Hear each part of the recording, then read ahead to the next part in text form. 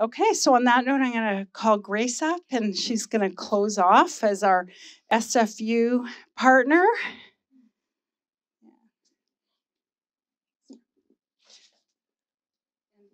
don't know if you want to use this button or you want to use this. Okay. Hi, everyone.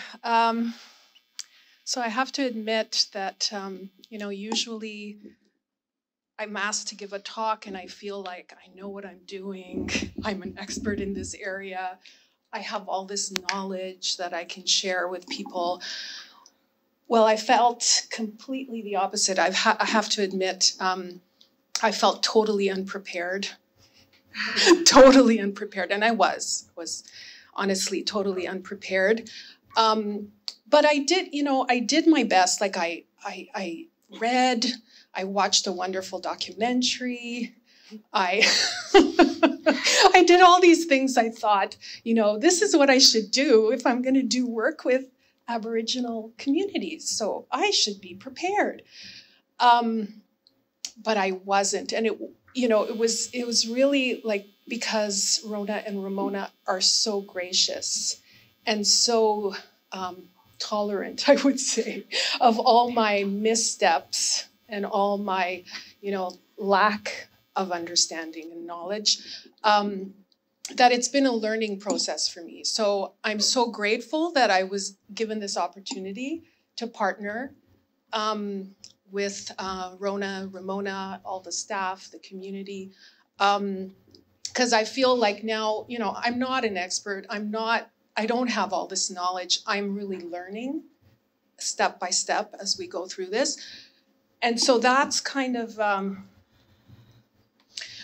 my sort of lessons from being involved, even just preliminary, involvement, because I see this as a very long-term, like, I'm not going anywhere, ladies. You're stuck with me.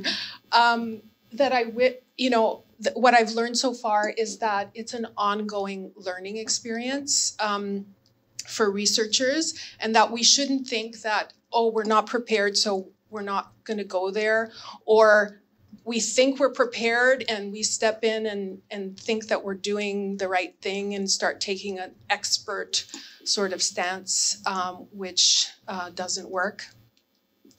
But I think if we're open so that, we are selectively impulsive, that is, we're impulsive when we need to be, when we're not feeling totally prepared, but we feel like, okay, I have something, maybe I can share that little something, but I can also be very open to learning as I go along. So not feeling like, I think we risk being either thinking we're too prepared or thinking we're completely unprepared so we won't do anything, right? So I feel like at least I was impulsive enough to get involved in something out of passion, out of wanting to do something useful. So hopefully I didn't screw up too badly. So yeah, I would say you can't really learn, I did cultural, the Sanyas training and this workshop and that workshop, and yes, they're helpful to a certain extent, but I don't think that we can rely on those things. You really have to be open to learning. It's a relationship. It's relationship building. It's understanding each community. Everybody's different. It's like understanding an individual. You're never going to fully know that individual. And that individual is going to be so different from anyone else that you meet, right? So looking at it in that respect, I think that's how we learn and do some good work together. The other thing, reading does help, because I did read some great work that's out there. One that I would highly recommend is this paper by Karen Adams and Shannon Falkhead that's entitled, and I love the title too, "This is not a guide to Indigenous research partnerships," meaning that,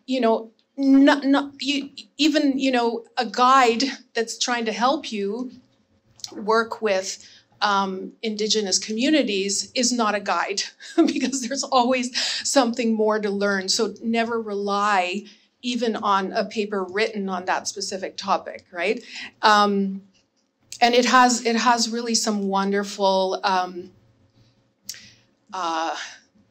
guidelines, some ideas, experiences that they've had that they are trying to share with other people. And one of the things that really struck me is this quote from the paper that really made me realize, hey, we really don't think this way, but actually Indigenous peoples have been conducting various forms of research for generations.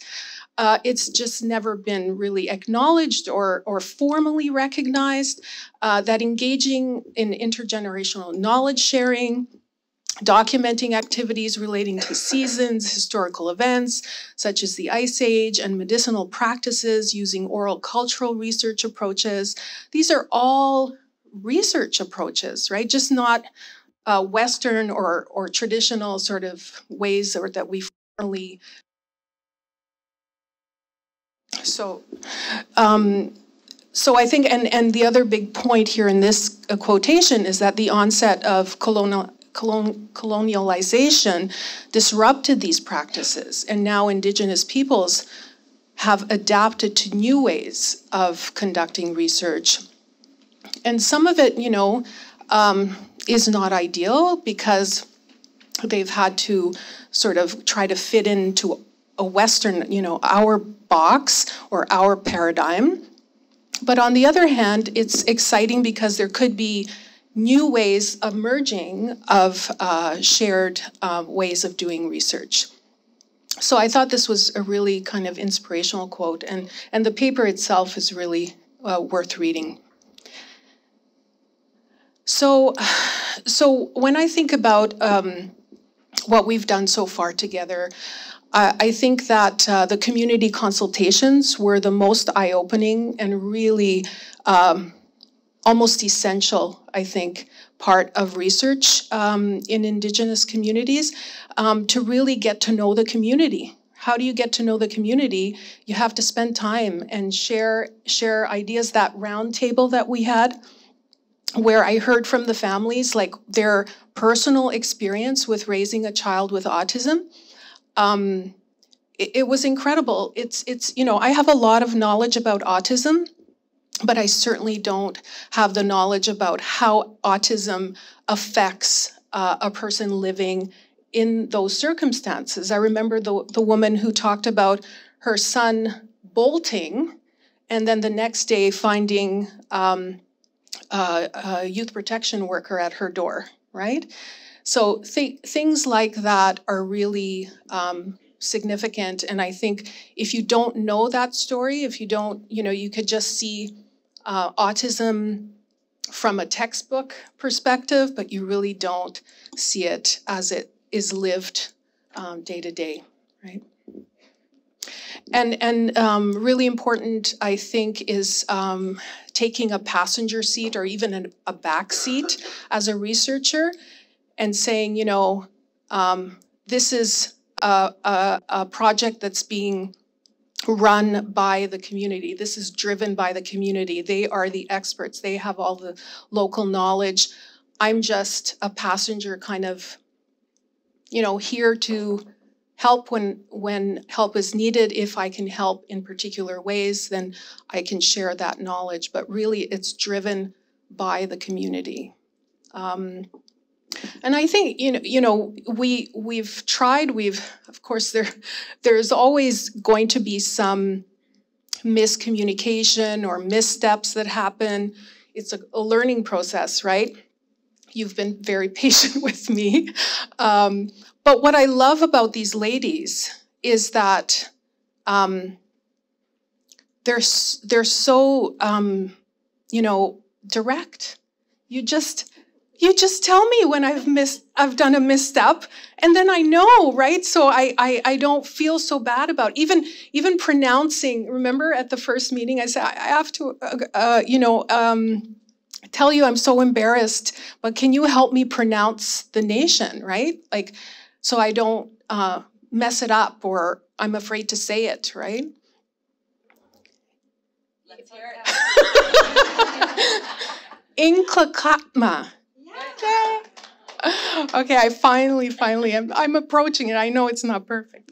But just being so direct with me helps me feel more comfortable, because I know that if I make a mistake, or if I do something really embarrassing or wrong or whatever, they'll tell me, and then we can talk about it, and then it's not such a big deal anymore, and we've overcome, or we can get through it. I think spending time in the community is essential. Like going out there, it's a 3.5-hour drive. It's treacherous weather sometimes, so we've planned to have our meetings when the weather is not so bad. But it's essential. We really do have to be there, meet people there, know the staff, know the families as much as we can. So that's another, it takes time, it takes effort, but it's worth it. And then all team members have an equal voice. It doesn't matter who you are, what you do, what letters you have after your name.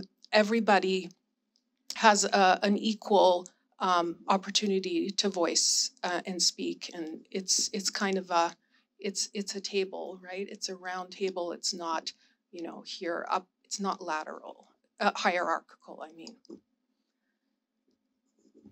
The other thing that helped a lot was getting these grants. They're not huge pots of money.